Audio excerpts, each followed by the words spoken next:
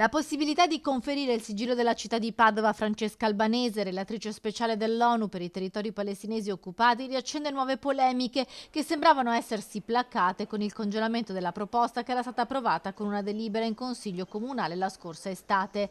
A dividere non solo l'opposizione ma anche la stessa maggioranza di Palazzo Moroni sono le ultime dichiarazioni dell'Albanese commentando l'irruzione di alcuni attivisti dei movimenti pro-Pal nella sede della Stampa di Torino, definito un monito per i giornalisti per tornare a fare il proprio lavoro. Parole che hanno scatenato indignazione a livello nazionale anche da parte del consigliere comunale del PD Nereo Tiso, che definisce un errore conferire il sigillo della città all'Albanese. Soprattutto l'accusa, o meglio, quello che ha detto su Liliana Segre, senatrice a vita, che per me è un sigillo della storia, della pace, della sensibilità e della testimonianza, che di fatto, dicendo che non è adeguato, questo mi ha veramente creato dei disagi personalmente, perché credo che affermazioni del genere non possano essere fatte da una persona pubblica, da una persona che è ritenuta ormai qualcuno che sa della Palestina, perché non fa bene a nessuno, né a lei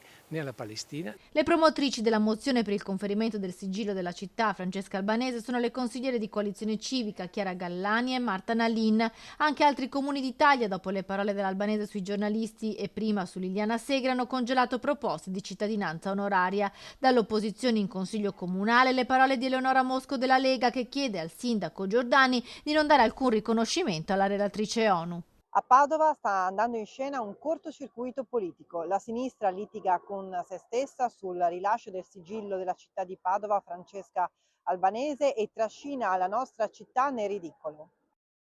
Prima presentano la mozione e poi la rinnegano. Non è altro che il segno di una maggioranza allo sbando.